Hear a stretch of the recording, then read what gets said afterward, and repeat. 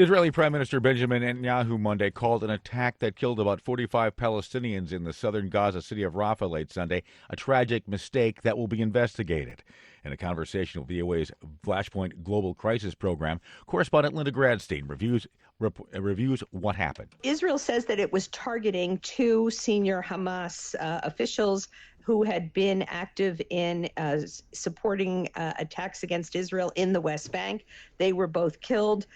Israel said that from a preliminary investigation, it appears that the airstrike sparked a fire in the area where a lot of displaced people had been sheltering. It's an area that Israel had designated as a safe zone, and dozens of people were killed and dozens of others wounded.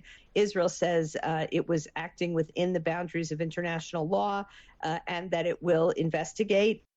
That's correspondent Linda Gradstein reporting.